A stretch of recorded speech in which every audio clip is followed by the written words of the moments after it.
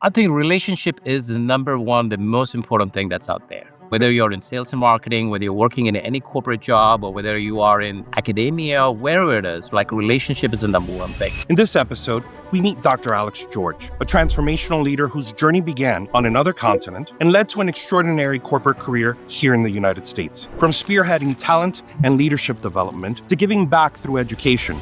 Getting into sales and marketing kind of really helped me to become more confident speaking to customers, clients, and my very first job application, and I got successful at it. So I tell my team all the time, it is okay to make mistakes. We learn from our mistakes, we can improvise on it, we're humans. And the funny joke that I tell my team is like, we are not operating on human beings. It's okay to be vulnerable. That makes you a genuine person. And I think the 3 years that I was successful in that job was just because of pure customer relationships.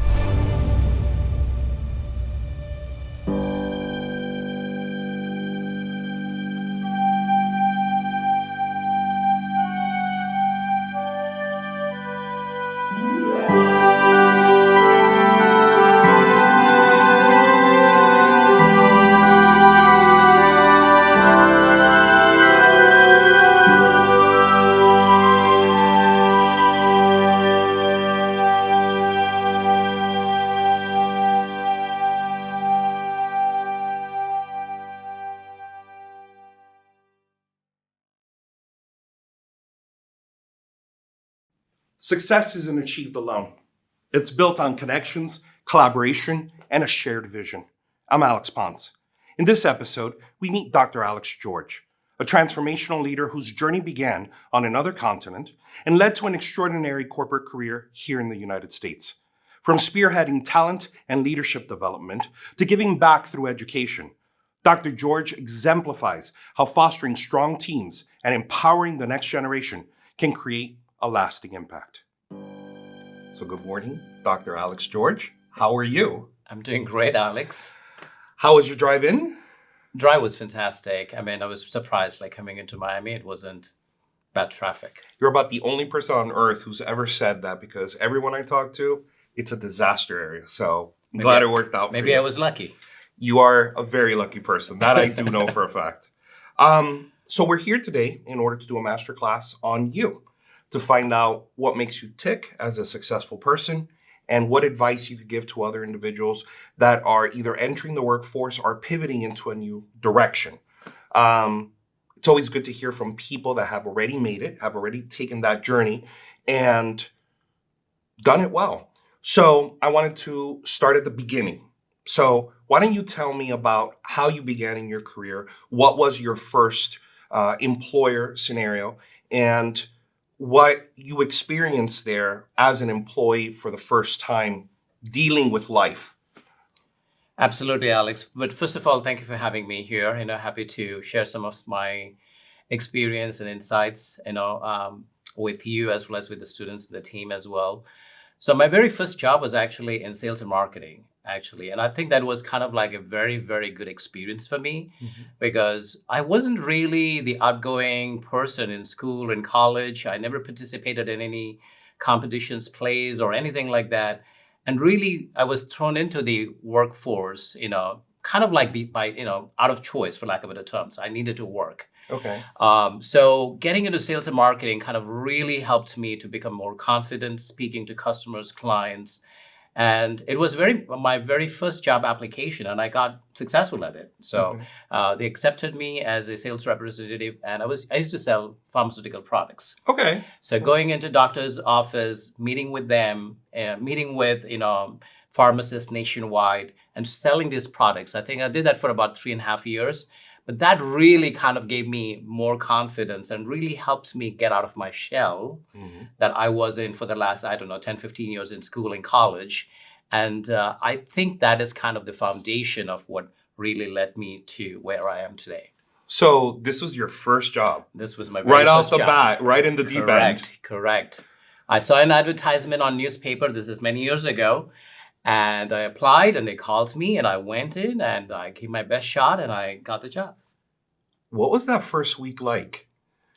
The first week was really great because this was a brand new company. It was a division of an already established pharmaceutical company. Okay. But it was a new division. Mm-hmm. So we were all kind of like huddled in and into a corporate learning center. Right. And we spent the next 2 weeks really getting to know what these products were. Mm-hmm. So we were comfortable with the knowledge of the product so we can go and sell it, because selling is more about product knowledge, right? Right. It's again about customer relationships.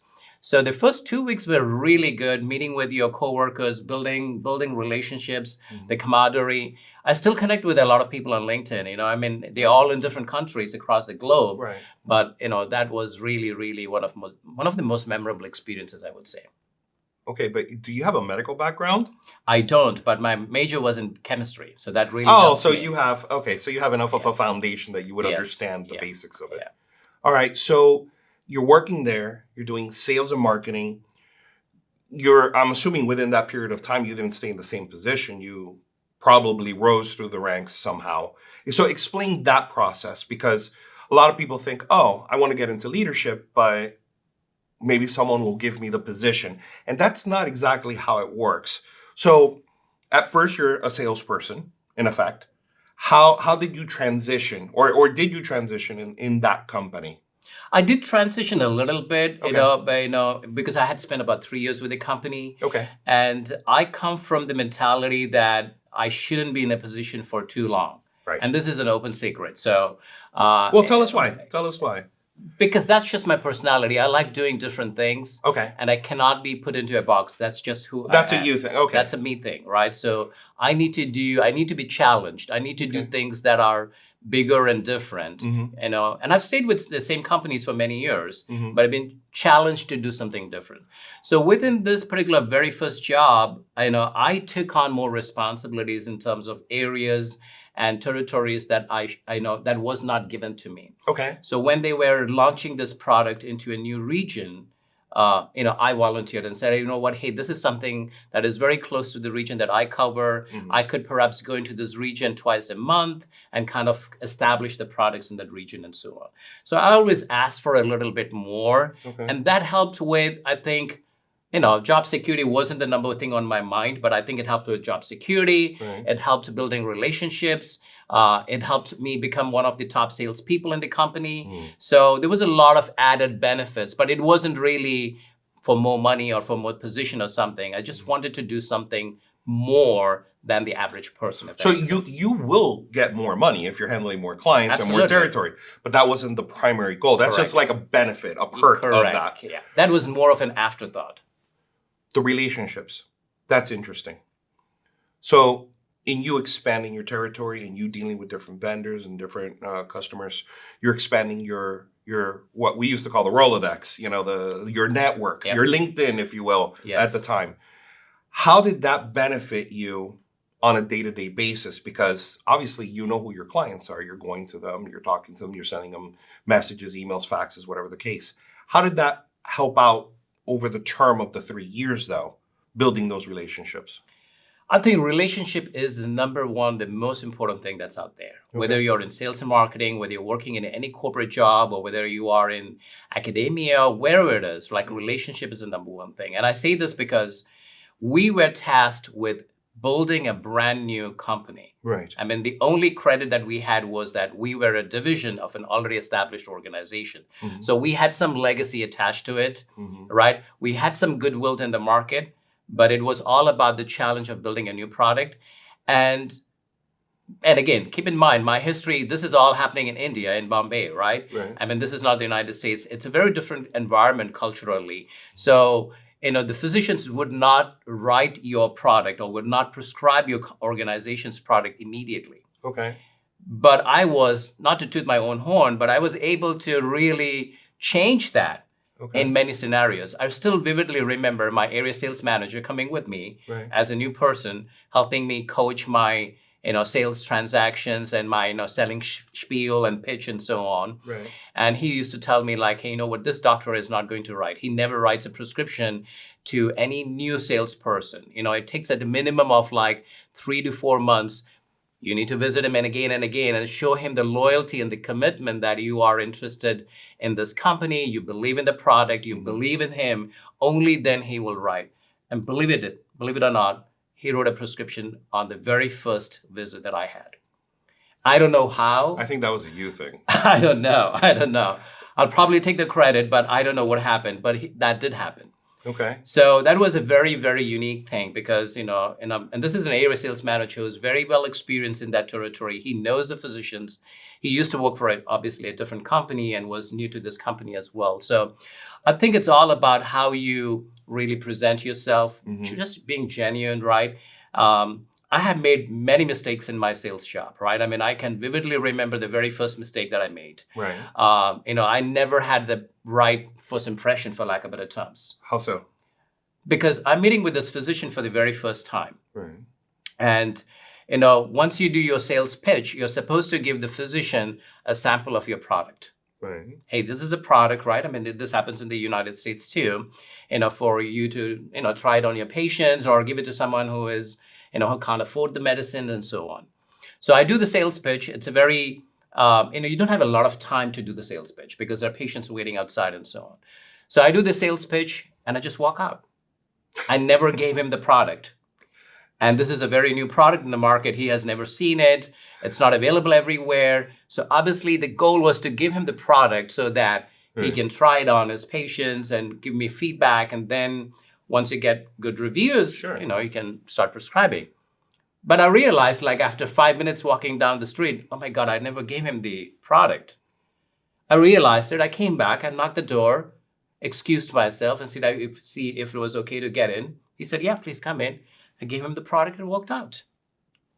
It's okay to make mistakes. That was my very, very first sales call with that particular physician. And I still remember that. Do you think that it endeared you to him and vice versa by having that vulnerable moment of a mistake? Because it seems like an obvious mistake. Correct. And I don't know about you, but my experience has been that when someone immediately acknowledges an error, they don't have to say it, but they acknowledge it in their own way. And then they try to rectify it immediately. It humanizes them. And immediately I'm like, I want to deal with that person because I make mistakes too. Exactly. All right. And that's been one of my silent mantra behind the scenes. I tell my team all the time, it is okay to make mistakes. We learn from our mistakes. We can improvise on it. We're humans. And the funny joke that I tell my team is like, we are not operating on human beings, right? We are not physicians, thank God, right? So it's okay to make a mistake, right? We can always come back and delete the slide. We can represent it. We can ask for forgiveness, right? It's okay to be vulnerable, I think. But that makes you a genuine person. And I think the 3 years that I was successful in that job was just because of pure customer relationships. I had very good colleagues of mine who are still friends with me, who had way better product knowledge than I did, who knew the market more than I do. Like they knew all the new products that were coming up in the market. They were really on top of it. I wasn't. But I think, end of the day, it's all about relationships. Do you think your personality, what makes you unique, helped you? Or was it something that you were doing that perhaps can be taught? Because everybody wants to be a success in what they do, but by default, not everyone can be number one. So what do you think were the characteristics that helped you be that number one in your position, in your territory, in your area, compared to the next person that perhaps had better knowledge? I think it's being genuine, right? It's just really liking what you do as well, because I'll be honest with you, there was a time after 3 years that I grew tired of the job. Okay.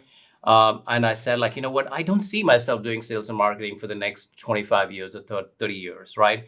And I had to kind of pause and reflect back and see, like, what do I want to get out of life? So the day I thought that sales and marketing is not for me, this is not something that I want to do, I was true and honest to myself. I tendered my resignation. Of course, I prepared for it, right? I had plans to go to hotel school. So, I wanted to do hotel management from a chemistry background. So I was prepared. I had plans, but I wasn't kind of like faking anything. Okay. And I think being genuine, I think that's very important. So, and again, when I did not know something, I was very vulnerable again. I said, you know what, let me get back to you on that. And I'll find out the information, or, there is a product expert within our company. We can definitely get the information from that person to you. Okay. So I think, yes, you can prepare, but again, just being genuine, being honest, And again, these are not cliche words, right? But I think it definitely adds a lot. And I think this has helped me a lot in my life, And I was giving this example to my coworkers yesterday. We moved offices, believe it or not, yesterday. All for the good, right? We went from a very good office to a very, very good office. Oh, so you upgraded. Okay. Upgraded, and I'll take it. Now I have a window and a beautiful view and so on. So we were, after all the hard work, we were sitting down and we're chit-chatting, and I was telling them about reflecting back on one of my experiences in Dubai, where I used to work. And I had applied for a position as a training and quality officer. Okay. That was my very first break coming into HR, into human resources, because, this sales and marketing was great. Then I did hotel management, and, I did hotel management HR in Dubai. Okay. And, I was working in a different department, and I saw this position as a training and quality officer. Okay. And I was hired. And, I applied, and I had applied for a couple of positions, and I did not get it. And, they gave me feedback, and this is what you need to improvise. I improvised on it. What industry was the business in? This was hotels. It was hotels. It was hotels. And, but I really took those criticism or feedback, whatever you want to say, to heart, really worked on it. And I applied for this position as a training and quality officer with that organization in Dubai. And my mentor / boss at that time, she hired me. And, and I did, she taught me everything about HR, about training and development and so on. And it's about 2 years down the line when she decides to leave the organization. Okay. And, we have a farewell party for her. And I still remember this is in a 5-star hotel called as Dusit Dubai. Okay. And Dusit is a Thai chain of luxury hotels. And we are sitting on, I believe, the 51st floor or something, having dinner, bidding goodbye to her. And she said to me, Alex, I don't know whether you know this, but now that I'm leaving, I need to tell you this. I did not hire you because your presentation was fantastic or because you had great skill set or something. I hired you because you walked too fast. You walked too fast? Yes. And I said, her name is Debbie. And I said, Debbie, what's me walking too fast got to do with getting a job? Right. And she said, you know what, Alex, I've seen you for the last 8 to 9 months, because her office was close to my office, right? You are always in emotion. You have something on your mind. You're running. You are on a mission. And I figured out someone who is walking too fast cannot be a lazy person. True. So I was willing to take you on board. I was willing to mentor you, teach you everything, because that department itself was a new department. Okay. So again, I never had this on my mind, right? I wasn't walking too fast because I'll get a job in 6 months from now. That's just the way you are. It's just the way I am. Okay. It's just being genuine, personable, working with a mission, I think, right? And people notice you. So you're not trying to make a mark around, but I think people observe you and, But that was an interesting story because I desperately needed that job. Yeah. I had a job, but I wanted to transition and do something different. So that was a very important break for me. And I knew I was in a very good competition with another internal candidate. Okay. So it was very important for me to secure that particular job, right? But it turned out I got the job. So I was very happy with the outcome. So she left, and so I could understand this correctly, you were able to go into her position? Or? No, I was not able to go into her position, but I was able to move into a different role. But it was facilitated as a result of the experience with her. Correct, yeah. Well, I would imagine it's bittersweet because you obviously had a relationship with her, but as many people in that situation would also feel a bit of apprehension or fear because in a way they're your biggest cheerleader, your biggest advocate. So what happens when your biggest advocate leaves, whether because of retirement or some other position? I mean, how did you take the news when you first heard that she was leaving? I was very, very concerned. I was very, I wouldn't say upset. I was happy for her. She was moving into a much bigger position, working for an international hotel chain in Europe. So that was a very good news for her. Right? Yeah, exciting for her. I was excited. I was very happy for her. And she was a very, very good leader, a great mentor. So, I was sad to see her go. Right. But she was also able to help set up the stage for my future success as well, making sure that everything that I had worked for was credited so that whoever comes into the position, whoever takes that position, knew about all the achievements and credits and work that I had done for the organization and so on. I mean, this was essentially kind of like a startup department, for lack of better terms. We were building from ground up. But you Right. seem to have that, you're like a magnet for that, because the previous position was a startup Yes. subdivision of an established company. So let me ask you this. You left that first role that you spoke of in sales and marketing.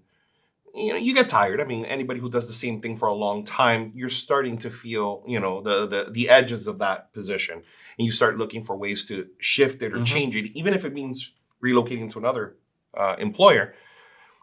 They say that people don't leave jobs, they leave managers. Was that a factor in any way from your first position when you left? Like, perhaps maybe your expectations were a little bit different than those that were supervising you, because, you know, expectations also shift over time. All of a sudden you're looking for expansion and maybe they're looking for retraction. You know, sometimes those little things happen and it affects your decision making. Was it just simply that, you know, been there, done that, or was there something else human resource related that people can relate to when they hear this story? Because, you know, I hear it all the time. You know, I'm done doing this role. And you ask, well, this is all you studied. This is all you've done. You've been at the place for 10, 15, 20 years. Then you find out, oh, well, there was a new manager that came in and you couldn't see eye to eye. Or the policies of the company change and now they're incompatible. Like, for example, what's happening now. A lot of people are asked to return to work, to the office. Yes. And yet now they've restructured their entire personal life to be at home. So now there's an open conflict. So I was just wondering if that was, like, what was the source of that, if you'd like to share? It wasn't really the leadership or anything like that. I mean, I think there were like, you know, not I think, I know there were a couple of instances in my career, you know, so my career of like 25 plus years, I've been very, very blessed that I had great leaders and great cultures that I worked for. But there have been a couple of cases where, you know, I thought, you know, there was a conflict of interest or the alignment of values were not exactly the same. And again, like I told you at the very beginning, it is my nature to be very truthful to what I do. So if the alignment of the organization is different from what I'm envisioning or what my personal values, my vision is, then I think it's better to part ways. You know, there is no point in staying somewhere where you're not going to be happy. I think that's very important, you know. So that's always been on my back of my mind. And, you know, and I've made moves depending on that. But, you know, my career moves all the time were not because you know, I did not align with the company values or something. It's always more. It's right? always been more. It's more for the growth and the strategic, you know, part of it. Like, where do I see myself? And believe it or not, like maybe except for one person, I've been very, very good friends with all my CHROs. Oh, wow. Okay. You know, and these are CHROs spread across the globe, right? I mean, my mentor is actually in Australia right now. You know, so she works in Australia, takes care of Australia and the Middle East market and so on. Do I talk to her every day? No. You know, maybe once a year, yes. But is she in the back of my mind? Absolutely. But that once a year conversation is a really good conversation. Yes, and you can ask me the date of birth or the birthday. I'll tell you right now. Wow. I won't share it publicly, but I think that means a lot, right? And even my most recent CHRO that, you know, I worked with, with Hilton. You know, I stay in touch with her. You know, we bounce off ideas. We know we have, you know, we're friends, we're colleagues outside of work. So I think I have heard exactly what you said. Like, people don't leave the jobs, they leave managers and so on. Right. Doesn't need to be true all the time. I mean, you are happy with your manager, you're happy with the organization, but you got to move because Something else is there. Like, I was very, very happy in one of my jobs many, many years ago. Very happy, great leader. The organization was fantastic and so on. But there was nothing much happening that would take my career to the next level. Okay. So, you know, so I did everything right. I wasn't actively looking. I was passively in the market. I got something and it was an exciting opportunity. So I took it, but I did it very gracefully.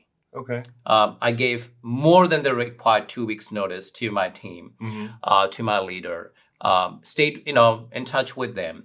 And when there was an opportunity to come back when there was an opportunity in a leadership role at that particular organization, they called me and I got the job. That's a sign of respect. Yes. So altogether, if you look at the entire duration that I spent with the company, this is a very, very top hospitality company in the United States. Mm-hmm. I've been with them for 11 years. Okay. So I did leave for a short period of time, but I came back to them. And I think that really shows the goodwill that I had built, Mm-hmm. the customer relationships, right? Mm-hmm. And again, I never burnt any bridges when leaving. My whole motivation of leaving that organization at that time was there is nothing available there. I'm hungry as far as my career is concerned. Mm-hmm. There is something that has been presented to me. So I'm leaving to take that. And believe it or not, Alex, I actually came as I was working in that job full-time, the new job. Mm-hmm. I actually came back a couple of Saturdays to train the new hire. Wow. I didn't have to do that. I was going to say that's probably, very generous of you. I did it for the CHRO because she was a gem of a leader and a person. So I think, again, it's leadership, right? Mm-hmm. It's the relationships that you built with the person that I did it. I didn't do it for the organization. I did it for that person. But she has a new person on board. And how do I help her bring this person up to speed? Because I believe there's a lot of knowledge that is like tacit knowledge that is in your brain. I mean, you have a lot of knowledge, right? Mm-hmm. Not everything is put down on a piece of paper. Of course. So when you leave the organization, no matter how awesome of a handover you provide, There's always something else. there is always something that only that person can provide. Tell me about your feelings, now that you brought it up, about resignations. It's almost like a will and testament. People know they exist, but they don't like to talk about it all the time because for some odd reason, they think they'll somehow draw attention. But it's just as important as being hired. What are your feelings on the proper protocol of how to resign? And I ask this because some people, especially now thanks to the quiet resignation of COVID that it's inspired, in my opinion, it's accelerated because I think it was existing from before. People have taken this position that an employer can fire you in 1 day, so why should you give them 2 weeks? Why is there an imbalance in the protocol? Because not everyone is offered severance pay for a few months or a year. Not everyone is given, a golden parachute. So what is the explanation you would give to someone that says, I want to resign. I don't know how to resign. If it were up to me, I'd tell the person I quit and walk out the door. What would be your response to that person? I mean, it depends on the person, but I would definitely say that do the right thing, which is definitely give your employer the time. I mean, I can definitely see from the employer's perspective, not justifying that, why these things happen in corporate America, right? Why there is little to no notice, and there is a lot of reasons. I'm sure you're aware of it. I'm aware of it. And again, people, it's transparent out there. But I think it's the right thing to do because, I always value the people who brought me into the organization. And in most cases, people took a chance on me. I went from, and I'll answer your question in a minute, but I went from spending 11 years in hospitality to healthcare. And I spent, my most recent experience, other than from the company I'm working right now, was in healthcare. So I spent about 2.5 years in healthcare. Right. So 11 years in hospitality in the United States to a brand new sector, healthcare, right?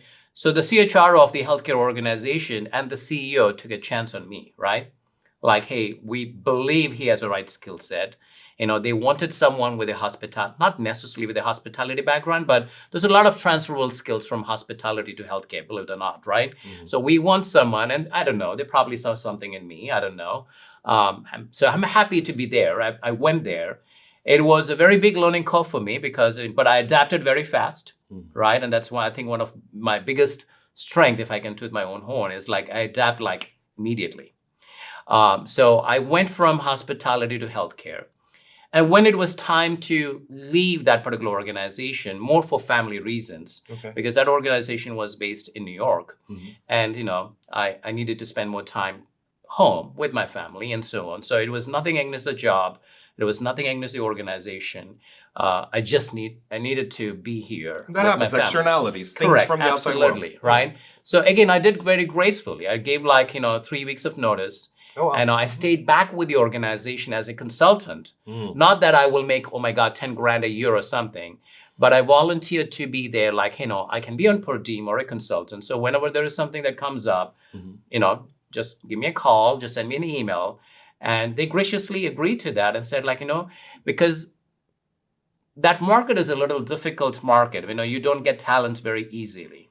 So it's, and again, you have to advertise, you have to find the right person, and getting people is very difficult these days. The right people is very difficult, right?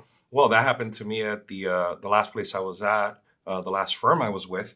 I've been with them for like 19 years. Wow. And so when the time came that I made the decision I was going to retire from law and this was going to be my last place working in a formal research capacity, I gave the person like 4 or 5 months notice because there were no bridges to be burnt. There was no animosity. It was merely the time to move in a different direction, which is when I went for my graduate studies. And that excess time was necessary because there's so much knowledge that I can have all the manuals in the world. Yeah. It's not going to help anybody that comes in. And the poor associate attorney that took over my position, I'm sure spent months just trying to figure out the little nuances, the dots and so on, and how the clients are, because knowing how clients are is so important. You could have the relationship, but there's no way for you to tell somebody else that in a way that makes sense. Yeah. So your resignation story really strikes a nerve in a good way, and I'm glad that you mentioned that. So I stayed as a consultant for 6+ months with them until they found someone. Okay, 6 months is a long time. Yes, but I wasn't working full time, right? Sure. I was just like, hey, there is something that came up, so, can you help us with this, And I used to work in the nights, so there was no conflict of interest or something like that, yeah. Okay, 6 months is a very respectable amount of time. Yeah. No one can ever question you've left that bridge solid. Correct. But again, it was me giving back to the two people that took a chance on me. And again, I think that's personal ethics. So again, it could be different for everybody. All right. So you transitioned to leadership roles. In a lot of the places, you seem to start somewhere, but you seem to also quickly move up. You find your home in whatever department you seem to be at, in whatever company you're at. So tell me about that transition journey into leadership. How has it developed for you? And if you could give me 2 or 3 examples, because not every place is the same. Some places you are being hired to be the manager or the director or the VP. Other places you're hired to, be in a support position and you somehow find your way going up the ladder. Tell me about your experiences reaching leadership positions. So I think it's all about, again, seeking those opportunities, right? So, the very first job not the first job, but, one of the opportunities that I had in leadership role was, to be a training manager. Mm-hmm. And, there was no direct reports at that time. So it was a manager level position. It was a leadership position. In title. But there were no direct reports. Okay. And I always say that there are 2 different things. Managing people, like I tell my children all the time, managing people is the biggest challenge, and challenge in a good way, right? We are all humans. We behave differently. We have different personalities. We have different beliefs and attitudes, work ethics, and so on. But how do you as a leader manage this team and make sure they're going in the right direction, right? The direction that the company is headed to. I think that's the biggest challenge for a leader. It's not necessarily creating great trainings. Obviously, those things are important, but making sure that the people are managed correctly and, they're all unified and going in the right direction. So I think that's a skill set that you acquire over a period of time. Okay. And also you seek out those opportunities as well. So I remember that there was this position had no direct reports. Right. And, I had expressed an interest like, hey, into my leadership team, like, I would be interested in managing people as well, because, I know this is a leadership position. How do I get that experience of managing someone? So, I remember that I got a 0.5%, 0.5 person, meaning half of a person. Yes, it's not even a full person. It's not even a full person. So the logic is like, hey, there is one person who is actually, say, for example, a coordinator and handling XYZ tasks or department. Right. And she is, or he or they are going to split the position between what they do and what you want in your area as well. Okay. Right. So that is a good exposure. So you're not managing the person fully. You're kind of like co-managing or co-leading the person along with a more seasoned leader. Okay. All right. So that is kind of like, that helps you kind of like, be a manager, be a leader, without the full without the full responsibilities of managing a person, if that makes sense. Before you continue, side note, how did you deal with conflicts of scheduling and purpose for that individual? Because my understanding has been that when more than one person manages the same employee, it's usually a recipe for disaster, because you need that person to do something for you right now, but that other person feels entitled to say, well, it's my turn to use them. What do you do? Yeah. How do you deal with that kind of conflict? I only say it because you just mentioned it right now. No, that's a great question. And I think it's all about managing priorities. And, it's not like one person is more important than the other. Right. What is a project that takes the most, priority, right? Mm-hmm. And, say, for example, the person is managing benefits and it's during the open enrollment period. Maybe that is something that takes more priority than learning and development, right? Which can wait for some time, Right. So I think that mutual respect and trying to understand what the priorities are, I think it's important. And just level setting and having a straight talk with the other leader, making sure that, how many days in a week do you need this person? Well, I need 3 days. Okay, that's fine. I don't have too much that I need from this person. So 2 days a week for me is perfectly fine. Right. What days work for you? Oh, I need them on Monday for sure, because it's the first day back in the office. Absolutely, have it on a Monday. Okay. I can take that person on a Thursday or a Friday. I think having some of those dialogues and kind of like tweaking as, one of the things that I recently learned in my organization is WOW, ways of working. I never knew this acronym before. Okay. So I think now I can speak for ways of working, but I think it's all about the ways of working, and you tweak that, you improvise on it, and as time goes by. So I never had any major concerns. We all worked as a team, of course. But again, I think you were in the right department as well, Right. Sometimes, it could be a severely matrixed organization, and there could be conflicts, of scheduling and so.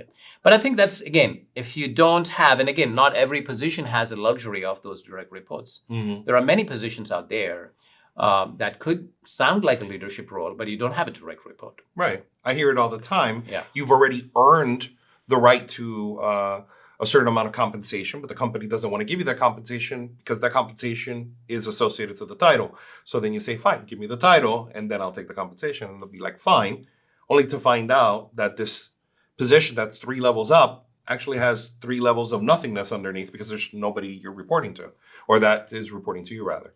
So what's another experience that you've had trying to get into leadership where perhaps it wasn't that direct?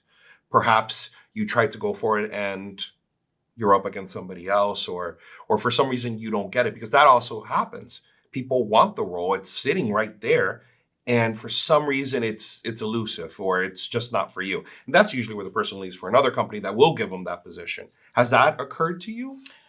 Or like something close approximating? Not necessarily, but I can give you something different that probably aligns with, this particular question. Yeah. I had applied for a position many years ago in healthcare. Okay. While I was still in hospitality, I had applied for a position in healthcare. Again, a very well-renowned healthcare organization in the United States. And I believe, from what I understand from the recruiting team and the people, the panels and so on, I was probably one of the top 3 or 4 people.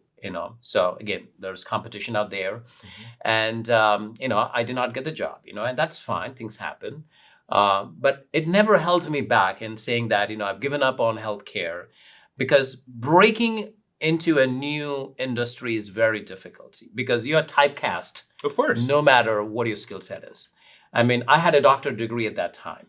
I mean, so, what else can I do, right? I mean, I have an MBA, I have a doctorate in business administration, with specialization in talent development. My dissertation is focused on what your priorities are, right? What else can I do to prove you that I'm the best candidate out there? How else can I sell you? And again, they go with someone else. Again, that's fine. Someone else has almost similar rank, credentials. Okay. Maybe more healthcare background or something. But I did not let that kind of deter me. And I and as I saw opportunities that aligned with what I wanted to do, I kept pursuing it. And that's, I believe, one of the reasons why I was able to break into the healthcare market.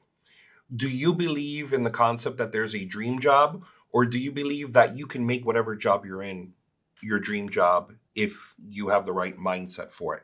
Because I know people that they don't get into one of the big 3 law firms or the big 3 consulting firms, and that's it. Their career's over. What else are they going to do? Or they get into it and they find it completely opposite to what they had anticipated. Exactly. I've heard about that as well. Expectations. Oh, they want you on call 24 hours a day. I'm working 80 hours a week or something, so it's very different from what they had in mind. Right. So how do you feel about that? That are there dream jobs that no matter how you think about it, it's perfect, or like we're talking about, that it's probably what you make of it once you're inside? Yeah, I believe in more of the latter. I think there are still dream jobs out there, maybe in niche markets, niche areas, like maybe your dream job is to be an astronaut. Mm-hmm.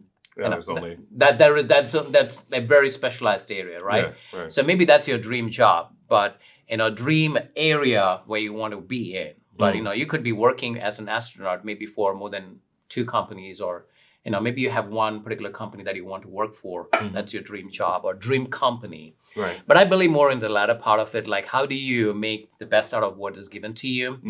And I say that especially in today's environment, and as organizations are getting leaner and simpler. As I was waiting for you, I was, so I used Microsoft Copilot, which is AI, generated, assistant, for lack of better terms, a lot. And I was, putting prompts into it to see what else I can do for my current job. And it has evolved so much. I can I can go to Microsoft and to create me a presentation, a 15-slide presentation for something that I want to do today. So my point is, like, it's getting leaner. A lot of new technologies, and I know people use AI left, right, and center these days.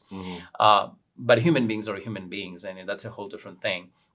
But I think it's very important to make the best of what you have as well, right? So I think that's where, and I've been in more than one scenarios. I've been in that situation where, you were kind of like in a spot where everything was like comfortable, and all of a sudden, like you said, there's change happens.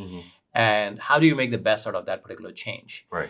Do you pause there and stop, and start whining and complaining and kind of thinking about what happened? Or do you pivot immediately and see, like, hey, this is the positiveness that's out of it? I can tell you, in all the occasions that I've gone through, it actually worked in my best interest. Okay. It actually worked for me. I was able to get through that with promotions and more opportunities and so on. So dream jobs could exist. Hey, my dream job is to work for XYZ company or be at XYZ position. But I think it's, again, also making the best out of what you have as well. Adaptability goes back to the same thing. Absolutely, yeah. And the relationships that you make within it.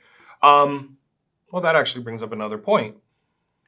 Oftentimes, people have difficulty creating necessary relationships so that they can be more productive, or at least happier in their role, due to silos. That happens all the time. And sometimes they're necessary. Like, you'll have a research and development department intentionally siloed so that they are not affected by the sales and marketing team, because that happens all the time. But for the most part, silos are a bad thing, because they keep people apart that perhaps would benefit if they actually interacted with each other.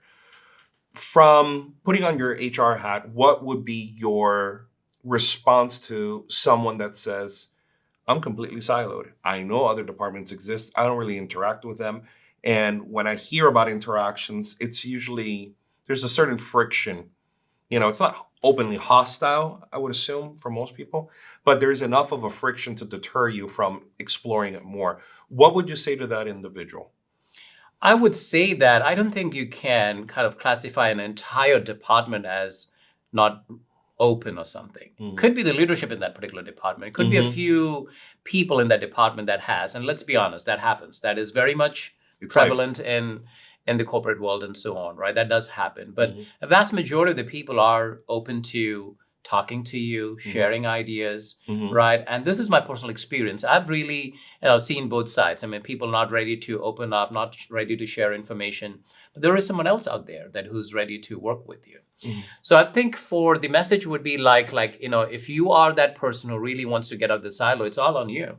Okay. Don't expect someone to pat on your back and say that, hey, buddy, you're in a silo. Let me help you out. Get out of this, right? No one is going to do that in today's world. Right. So I think it's up to the individual to really not be siloed. So it should be a very conscious effort that how do I really get out of this cubicle that I'm in and get out, walk around my department.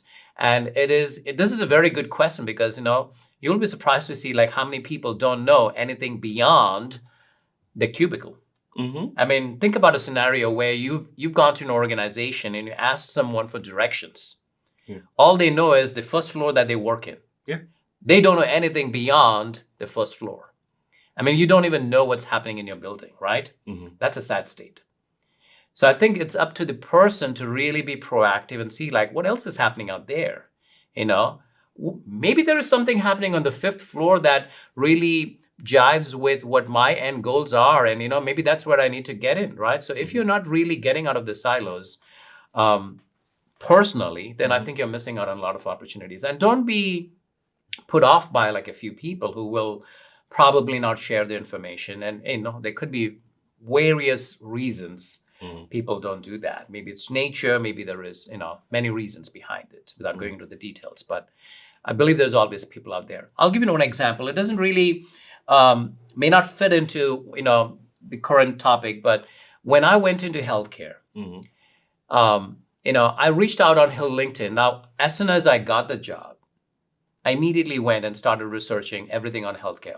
Obviously, I did it before the interviews, of course. Right. I could tell you exactly all the things that Medicare and Medicaid would look into as far as training and development is concerned. I mean, where does they cross path, right? Like, what do you need to do? Where do hospitals or doctors or physicians would get the best reimbursement for their services? What are those KPIs, key performance indicators? So it's all about patient experience, believe it or not. Yeah. That's why I said there's a lot of transferable skills between the two. So I had done all those work and I knew that, maybe not all of them, but I had done that. But I needed to kind of like talk to people who were in the healthcare business, right? And see like, hey, you've been there for so many years. What's your perspective and so on? So I found this individual who was connected to me on LinkedIn for many years, So this wasn't like a tactical or a strategic move or something. Just someone you happen to already I be just connected knew to. this person who happened to be in the hospitality space, left the hospitality space, and went to work for a healthcare organization. Okay. One of the topmost healthcare organizations in the northern states. I just reached out to him and said like, hey, listen, would you be willing to mentor me or give me some ideas or, how was you've been there for about 2 years, what's your take on this? How big was your move and so on, The person did respond to me, which I thought was a good thing, right? Because people may not do that. People may think this is solicitation or something. It didn't materialize beyond that, So I reached out a couple of times. I believe the person was interested in helping out, but maybe, other priorities get in the way or something. But that didn't stop me there. I reached out to someone else simultaneously. I don't believe in laying all your eggs in one basket. So while I was networking with this person, I was networking with some other person as well. Okay. And that person was willing to go beyond that initial stage as well, Said, let me ask someone to get in touch with you so that we can match our calendars. We'll put something on the calendar. And indeed, we did put something on the calendar. And this was a senior vice president for a healthcare organization. So, so again, I was able to, someone who pivoted from hospitality into healthcare. Right. So you have a lot of relatability here. Correct. So again, getting out of your silo, I think, right? I mean, no one is going to come to me and tell me like, hey, get out of your silo, go and talk to someone else. It has to be your own initiative where you seek what's out there. So, and again, what's the most that can happen? People don't respond to you. That's it, right? Well, times have changed. I mean, companies used to have a yearly picnic and then they'd have a social and then they'd have the holiday party, and maybe that still exists, but pretty much a lot of these other things have gone the way of the dinosaur. Yeah. And It's partly because the workforce has changed. There used to be a time where you would work somewhere and you're 18 and you know you're going to be retiring from this company with a gold watch and a thank you. It doesn't happen anymore. No, most people usually stay between 6 months and 2 years, depending on their position. So LinkedIn has kind of taken over the role of the networker on your behalf. You know, you link into someone in accounting, they happen to be connected to sales. How do you suggest people use LinkedIn in order to expand their network? It's very easy to go to some sort of social event or work event, share QR codes, and now you have that person. But that's usually where it stops for most people. How do you manipulate this tool in order to expand that network further? I think it's being, I'm not 200% active on LinkedIn, meaning I don't go there every single day and post stories or comments or what's happening in my professional life or something like that. Of course. But I think it's important to be active, to be aware of what's happening I go to LinkedIn every day. Mhm. But to be aware of what's happening, what my network is up to, who's moving where, what are some of the changes and shifts happening in our industry or within our space of talent development and so on. Okay. So I think those are the things that one needs to be mindful about, and also really seeing how people are going. I'm very curious. I think that's the number one thing I always tell my team jokingly, like, if you tell me what is WOW, ways of working, and I don't know that, I will immediately go and Google it. I have no shame doing that, or I have no shame asking for someone what is WOW. Well, you're adaptable. Correct. You're willing to learn. Correct. And again, vulnerable as well. If I don't know, it's okay to say I don't know, right? Mhm. So I think that's the number one thing, to really see like what people are doing, what people are up to, and really seeing like what else is there that you can do to be engaged. Mhm. I think that's the number one thing, right? Because there is a lot of noise in LinkedIn. Yes. There are people posting a lot of content. There's a lot of solicitation of products and tools and so on. But how do you really tap into people who are really doing the right thing? And some content producers could be doing the same thing over and over again, and they're probably doing for their personal agenda, which again I don't dispute, that's their goal. But I think kind of cutting off the noise and seeing like what really makes sense. Who are the people who are really adding value? How do you support them, and so on? So I think that's a way to go. Do you believe in going into someone's profile and seeing the friends that they're connected to in order to expand your network?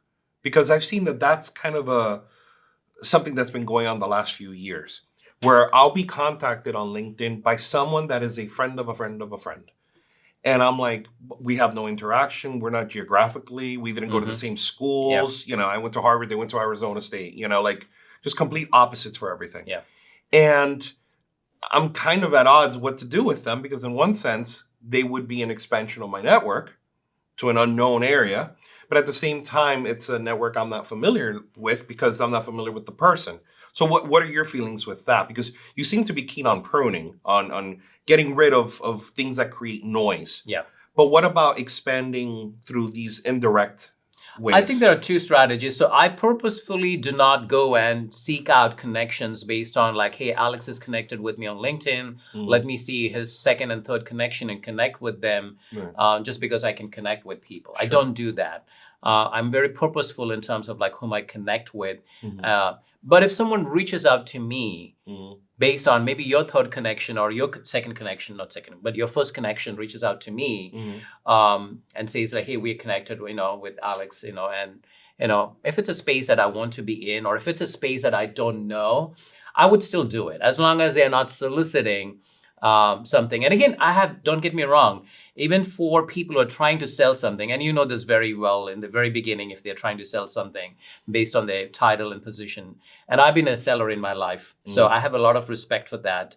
I always respect sales. I always respect housekeeping people, because I did work in housekeeping in hotels. So I always try to be mindful of the journey that I have come through. So I'm not trying to shoo them away, but again, I want to be mindful about like, what are they selling? Are they selling me something And I have always accepted some of those requests Mhm. because I'm curious to learn about something. Okay. About 4 years ago, I believe, there was this company that is based out of Texas that used that 4 years ago used AI in recruitment services. Mhm. And I knew right from the get-go that my organization was not ready for that in recruitment. Okay. But I did engage with that person. Good. It was a she, and I don't remember her name right now, but she's on LinkedIn with me. Okay. And I engaged with her and said, like, listen, and I was very honest and don't bank on me to get a sales.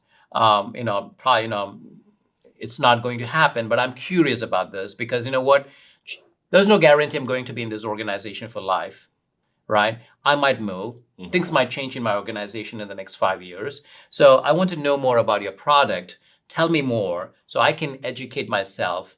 And maybe if someone else is looking for something, maybe I can tell about your product, right? So, and I've spoken about the product to other people. I have never used that product in my organizations. But when I go and talk to people, I say that, oh my God, there is this product out there that could make your life so much more simple that it really connects, as long as the right permissions are there, it can connect with the recruiter to the applicant and really schedule everything all the way from the Zoom call to the calendar blocking and so on. One of the things that kind of like I always think twice is like when a recruiter reaches out to you and say like, well, what are the days that you're available? Here is my availability and so on. Why don't you just share your calendar, like something on Calendary or something like that? Show me what your availability is, and I know what my availability is, and I don't need to talk to you. I can just pick up a spot that you and we both are available. So this technology was like kind of like I would say a few light years before all this thing came up. So I accepted. Long story short, I accepted that invite just so that I could know more about that, a space, So there is nothing wrong in that, as long as you're mindful about like what is noise and what is like a good way to add. But I also believe proactively when I seek connections, I want to be mindful about like the space that other person is operating in. Is it someone in the learning and development space? It doesn't mean that I have people only from L&D space in my network. I have people from all different walks of life, But again, I want to be mindful about like where am I connecting, what my priorities are and so on. All my coursework in management and leadership by extension has had strong industrial organizational psychology components to it. A lot of optimization and talent management. So just like the buzzword of the last year has been AI, the buzzword in HR and structural human resources for the last 5 to 7 years has been DEI. And DEI means different things to different people. And it's ironic because the original purpose of DEI is not even the way that it's defined nowadays, because it has morphed into its own separate thing with its own culture, in different definitions for it. One of the purposes, or at least originally, was in order to expand diversity for the purpose of expanding profitability. Because if you have a homogeneous group, they're going to all think the same way. They're all going to act the same way. They all went to the same schools. They all went to the same, live in the same neighborhoods. They're going to come up with the same ideas. So at that point, you don't need 20 of them. Just one will do. And so the idea was to expand that group's background so that you can have a little bit of everything. And this is all supposing that everyone's rightfully qualified so that they could do it. Inclusion is also part of that in order to make them feel part of the organization. And that's something that all companies struggle with. I was curious to know your position on assessments. There are a lot of different assessment tests like the Big Five, Myers-Briggs and whatnot, where they're like questionnaires, they're like surveys, but also they could be done as an interview. They could be translated into an interview format to do it. Yep. What are the things that you're looking for in individuals apart from the right background as far as schooling and grades and training and certifications? I mean, apart from the obvious, what are you looking for in the human?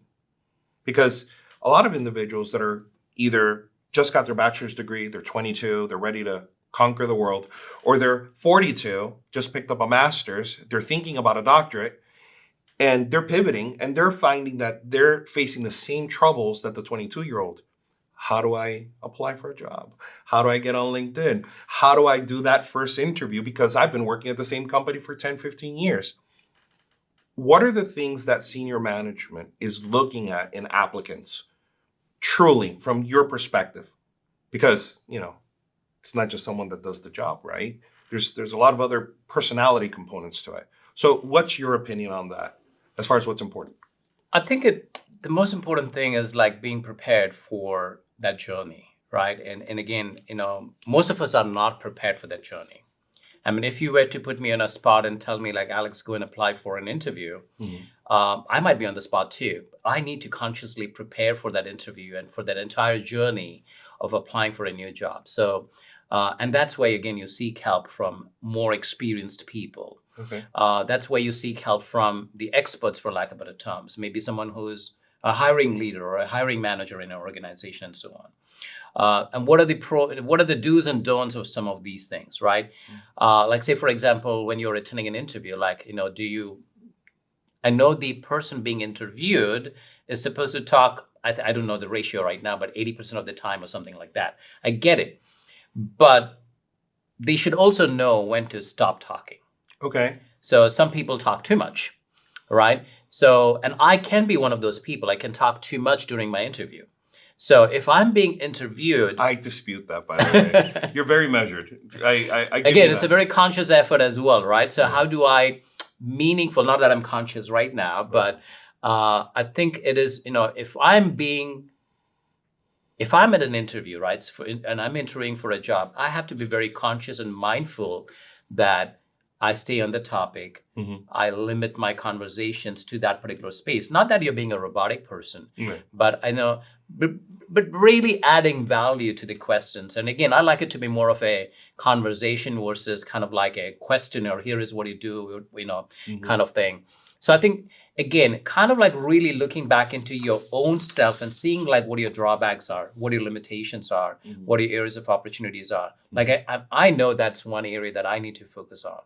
Right? How do I stay within the span of like 2 to 3 minutes per answer or something like that? Okay. So I think that's kind of like... Is that a good amount of time for you? You think as far as exchanges are concerned? Yeah, I think that's what it is. Because, people don't have the luxury of like 1 hour these days. Most of the interviews that happen these days is about 30 minutes. At least the first few interviews, right? The phone call is about 30 minutes. The first call you may have on Zoom or Teams with the hiring leader might be 30 minutes. And when you kind of move into the next stage, these days, everybody has a panel interview. It's kind of the norm. Again, especially with Zoom, it's much more convenient, Zoom or Teams. So you're kind of like on a panel with about like 4 or 5 people. That might go to 45 minutes or an hour. Oh, you have more people. Right? Yes. And 1 hour goes by so fast. And people want to know more about you. So I think it's very important that you don't go for like 15 minutes with one answer and limit yourself. That's why I say that. I know that's an area that I need to consciously work on. So I'm very mindful about that. So I think that's one area to look for. And again, knowing and researching the company is very important. Understanding that is very important. And again, being a little humble, I think, is very important as well. I mean, people are looking for leaders for sure, right? I mean, not every position is a leadership position, right? Sometimes you might be hiring for a individual contributor, and that's fine. But when you are hiring for a leadership position, again, you don't want to come off as like the strong A+ personality that is ready to conquer the world tomorrow. You want to show your leadership skills. You want to show the tenacity and adaptability and the, hey, I can pivot in 5 seconds. I can drive at 200 miles per hour if the need is there. But again, being a little bit more poised and, being aware of your, behaviors and those kind of things. So the presentation. I think the presentation is very important. I think people don't appreciate how much a first impression counts for that. Yeah. Let me talk about your education. You mentioned it before, and of course, I'm fully aware of it. But tell me about, I assume that you got your bachelor's because that's the starting point for everybody. Yes. But what caused you to make the decision to go for the master's and then later the doctorate? Competition. How so? Because when I got my bachelor's. This was in India, bachelor's, and I came to the United States, and I was working here for many years, and then I realized like everybody has a bachelor's degree. How am I going to be different from the other person? So in 2 years from now or in a year from now, when I apply for a job or I'm looking for a career change or I'm trying to do something different, what is going to differentiate me from the other person? Okay. And in my world, the biggest thing is like education. Okay. So I think education, I mean, that's the first thing people look at, right? I mean, that's not the only thing, but one of the first things people look at is like, okay, what's the qualifications, right?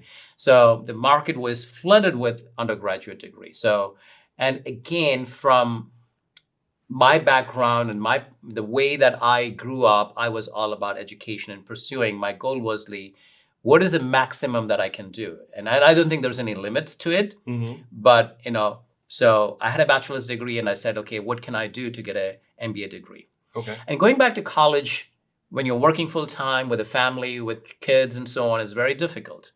And believe it or not, I missed the first assignment, almost missed the first assignment. But then I realized I'm paying a lot of money to this particular college to be in this MBA program, and I almost missed my assignment, and I could have got a grade D or 0 for that, and I'm paying from my pocket. I mean, that's really stupid, right? You paid for that D. You paid for that 0. I paid that. That's a good way of putting it, right? I paid for that 0. I mean, that's stupidity at its best, right? So I had to immediately pivot, and I remember vividly that night. So I had to immediately pivot and come up with like, here is going to be my timetable. I'm working from X hours to X hours. This is my family time. This is what I need to do. I'm going to carve out time each night or each evening from this time to this time to make sure that I'm present for my education. I'm available. I put everything on my calendar and so on. So it happened once, and that's it, right? And to continue with your question is like, so I got my MBA program and I was there, and I got my MBA in 2013. Okay. And within 2 years, by 2015, I was already thinking about my doctorate program. It took me 3 years after I started thinking in 2015 to get enrolled at FIU for the DBA program. And that was, again, based on several reasons. Like, I was looking at like there's very few DBA programs available across the United States. They're very expensive. How do I fund my educational journey? How do I reach out to resources that can potentially help me? And I won't go into the details, Alex, but I can tell you very confidently that I have paid for my education only this much. It's a very small piece of the pie. I was able to fund the vast majority of my education through resources that's available out there. Great. So, well, these are resources people aren't aware of until they're in the situation. Correct. Then all of a sudden you quickly become an expert with the research. Correct. So I wasn't a big fan of going back to college and taking a major loan and paying it over for, 10, 15, 20 years. And I was also very conscious about what is the ROI that I will get out of a college doctoral degree. Am I going to make more money? I mean, obviously I make more money, but what is the ROI? But again, there are so many resources available out there that I think we all should tap into and use. I mean, you could be part of a minority, community, and maybe there is some funding available out there that the community provides for first grade and for first-time students going into college or something like that. Why aren't you tapping into that, right? Right. Like so those kind of things, right? So I was able to take advantage of all those resources to make sure that that was the way my doctoral program was funded. But again, the point was like, I had an MBA and I was kind of thinking like, I have a lot of competition because everybody has an MBA. Well, because now you're going for different positions. Correct. And now at this level, everybody has an MBA. Correct. And I'll tell you right now, everybody has a doctoral program right now. Well, so times change. Times changed. I can tell you there's a lot of leaders who operate in this space. When you're looking at, learning and development space, having a doctor of education or a PhD, or I rarely see DBAs because DBA is such a small niche area. Well, it's somewhat new. I mean, it started as a PhD yes. out of Harvard. And someone somewhere said, well, why don't we make this a professional doctorate much like a doctor or a lawyer, a physician or a lawyer, and shrink it down because you don't need to spend 3 years to work on your dissertation. We'll do it in 1 year and then go from there. And honestly, I was stuck when I'm contemplating, because right now I'm finishing my master's and I'm contemplating whether to, go to Oxford and do a doctorate in management, which their program at Said is just amazing, or come here to FIU. And I am geared toward going to FIU both because of my wife, all my associations, everything says, don't be a putz, go to Miami, go to FIU. Yeah. And it's an excellent program. People don't give it the credit that it deserves. So what has been your experience with a doctorate of business administration? Because it is such a high level degree compared to what's out there. How has it given you an advantage? What is the feeling when you're dealing with other individuals, C-suites that are talking to you, even from competing companies? I mean, how has been the experience for you with this DBA?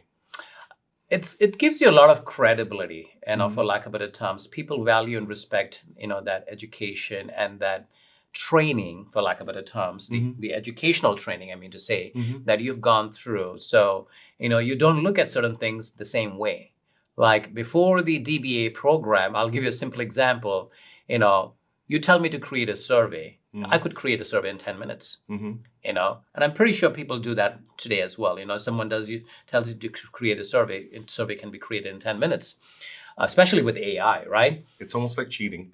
Correct. But then you really go into, and I get the point that not every survey you do in the business world, you can go with like reliability and,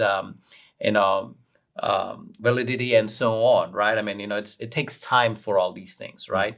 But at least having the mentality of like, what are some of the best practices you need to keep in mind as you're designing something that you're trying to elicit out of the other person. So I think so I think that training piece that, people do appreciate that this person has gone through some rigorous training. And I mean rigor with a lot of emphasis on it, especially the program at FIU is AACSB accredited program. And that comes with its own distinction because there's not a lot of programs that do that. Oh, yes. I've seen the paper mills out there. Yes, I've seen They that. will give you a degree for the right price, but they're not accredited. You don't learn anything from it. You have no network that you can rely on. Yep. And it's kind of sad to watch, these poor students, in effect, be defrauded. And then here's a shining beacon of an example of the right way to do it, which is FIU. So I had done a lot of research, with a lot of different universities across the United States to really see which is a DBA program. And that was kind of one of the reasons why I kept on pushing it for 3 years since the time I had this in my mind that I want to do a DBA. And I did share this with my family, as with my wife as well. Like, I want to do a DBA program. It's going to be expensive. How are we going to fund it? Because it's not just a tuition, right? You're traveling to this location because every DBA across the US is almost on the same model. You're meeting like once a semester or maybe twice a semester or every other weekend. You need to travel to the city. You need to stay in a hotel. You need to, look for food and so on. So these costs do add up, Yes, and you're taking time away from work as well. So there's a lot of those things. Some of them could be on a Fridays and so on. So it's not necessarily on a Saturdays. I can tell you for sure, there's no college that works on a Sunday. So it's usually a Saturday and a Friday. So there's a lot of those kind of things that comes into the play. So that's why I kind of kept on pushing this. And when I saw FIU on the horizon, FIU was coming up with the first inaugural program, everything just worked out. The price point for me, being so close to where I live, I wouldn't say a short commute, but relatively, right? I can take this over flying into some a different destination. I think all those things just made up, and the fact that it is accredited, from AACSB, which my MBA is not. So again, it was a very conscious decision that should I plan to be in a teaching world at some point of time, I want to make sure that my doctoral program is AACSB accredited because then I can teach anywhere. Well, it's almost like the credibility of that last degree covers all the previous ones. Correct. So that you're kind of safe. In my case, I went the other way. I went Harvard, and then now I'm going to FIU. But it's all in the same tier. People don't understand that it's not about like, Ivy versus Southeast versus Northwest. It's that we're all part of the same accreditation, and thus the same standards are being met, which are very high. So good to know. Let me start wrapping up by asking you this.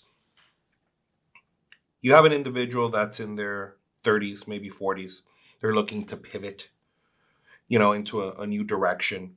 What advice would you give them as far as what they should be conscious of or concerned with as they move forward? I don't think there is much to be concerned about. I think it's just something that's out there in the mind, and I know there is a lot of noise out there, and most of them could be true too, in terms of like people having bias towards people who are like a little older and so on, right? But I think at the end of the day, it all depends on you. I mean, I came to the United States when I was almost 30. And I'm not going to tell you my age, but you can just imagine that coming into the United States when I'm literally 30 and working, going back to college, and I've been in the workforce in the United States for more than 20 plus years now. So you can add up. So I think certain things could be a block in your mind. Again, there could be people out there with some perceptions and say that, hey, maybe we have, I don't want to hire an older workforce or something like that. There could be people out there. But I think as far as you're concerned, how do you push yourself and portray yourself in the right way? I think that's important. It all starts with like you polishing yourself, staying up to date with what's going on in the world, right? I mean, today, and I'm not saying that you have to bring AI into your conversation, but, at least be familiar with it, right? Like I was speaking to someone the other day about Copilot and AI, and they were not aware of it. And it happens, it's fine. But again, if you are in a particular level in an organization, you would expect people to know about ChatGPT, Copilot, and at least the Gemini, and so at least the general basics of how it works.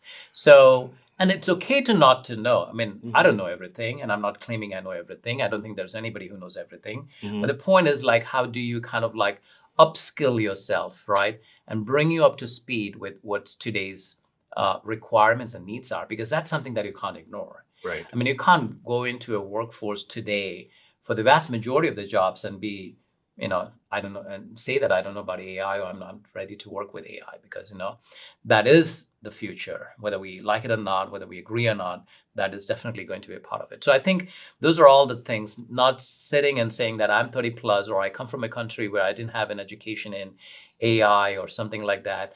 Just upskilling yourself, being up to speed, polishing yourself, polishing your skills, looking at your resumes, preparing for interviews, having a mentor. I think these are all good tools that one can equip oneself with to kind of break those barriers.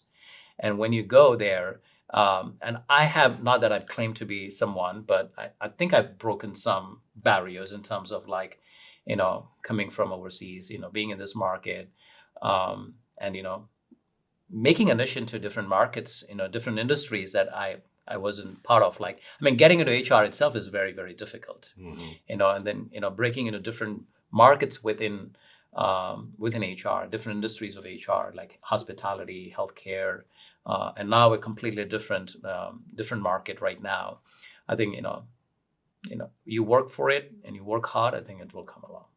And that's not a cliche statement, I believe.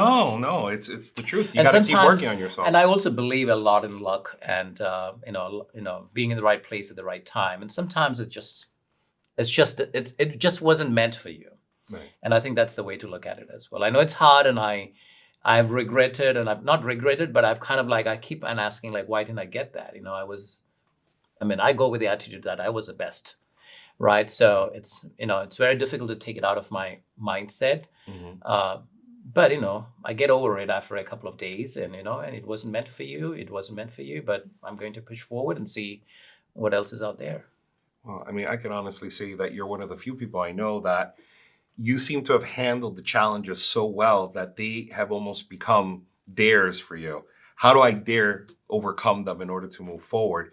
And when I see your success, it's kind of hard to ask you, what has been the thing you've suffered the most as a result of your, striving for excellence? Because you're with your family, you're you're alive, you have your health, you have your career, you seem to be outwardly doing quite well. Is there something that you feel that perhaps is an anxiety that exists as a result of being at the level you're at? Or is it that by the time you get to that point, like you're scared to climb Mount Everest, but you do so much training that by the time you get to the summit, it doesn't affect you anymore because you've been acclimated to it?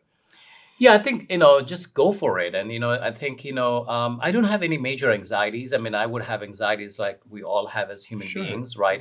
Thinking about, family, our kids, or, my kid is a senior in college, so Anxiety. yeah, so she will be graduating next year. So I'm kind of like worried about her Of future, course, what of is she course. doing, what her grades are, and so on. So I don't know. Again, I probably could be involved too much. I'm always looking at the grades, even though she's in college and so on. Mhm. Maybe not everybody's doing that. So everybody's definition of anxiety and things could be different. Mhm. But I would say just go for it. One quick story I'll tell you. Like, I actually got a job in Miami at one point of time, and I actually worked in Miami, and it was a great opportunity, and a great shift from what I was doing, and but the commute was something that I had in my mind. So Mhm. I live all the way in Parkland, Mhm. and coming to Miami on a good day would be like close to 1 hour Mm. with no traffic. Like today, it took me like 50 minutes to get here with no traffic. So, and the place was pretty much close to this area. So it's not very far from FIU campus, Mhm. for the context. So I told my wife, like, listen, and this was many, many years ago. I had 2 young children. I had to pick them up from school and so on. And my wife said, just take the opportunity. We'll figure it out. And she was working only like 3 days a week. She worked 12-hour shifts, but Mhm. was working only 3 days a week. So I had to worry only for like a couple of days a week, like 2 days a week. I had to worry for like, who is going to pick up the kids from school, Sure. who's going to bring them home and so on. And believe it or not, Alex, as I was tendering my resignation to the company that I worked for, one of the employees there heard about the resignation. I mean, it was the same department. Mhm. And this was an employee that worked, for a long time in there as well. And that person jokingly said, what, anytime you want me to watch your kids, let me know. And I took on it. Oh, So I had a babysitter. that worked out. That worked out for me, right? So I was probably in the right spot at the right time. I said yes to that particular job, Mhm. without knowing or without having the safety net of a babysitter or who will pick up my kids from school. But had I said no to that, thinking about this, I may not have been in the right direction, Right. for lack of better terms. So again, you have to make some small sacrifices, some risk, some calculated risk. I Mhm. mean, I had backup plans in mind, So I said, okay, this and this, so and so friend is going to pick up on a Friday, so and so friend is going to pick up on a Thursday, or whatever the case is. So again, relationships are important. So I had goodwill, so people were ready to help me out. But again, I said yes to that, and then luckily this happened. And she was a great resource. She took care of my children. Worked with our timings and everything to make sure that the kids were picked up from the school. Not too many people do that. I mean, you can have a babysitter, to take care of your kids, but picking up from school and so on. So, again, I'm really grateful to those people as well, and they're all part of my LinkedIn connection, and still talk to those people as well. So, Relationships. yeah, Well, thank you very much for doing this. I know that you're going to be helping a lot of people with the simple advice that you think it is massive of an impact thank that you. it'll have on others. So adaptability, say yes to opportunities, Indeed, yeah. keep polishing yourself, all those things. Thank you so much. I really appreciate Thank it, you, Alex. Alex. Thanks for having me. Thank you. Appreciate it. Collaboration and connection are at the heart of success. Take time to foster relationships and build teams that inspire and uplift. This episode is dedicated to the educators and leaders who invest in the next generation, shaping a brighter future for us all. I'm Alex Ponce. Join us next time for more inspiring stories and insights.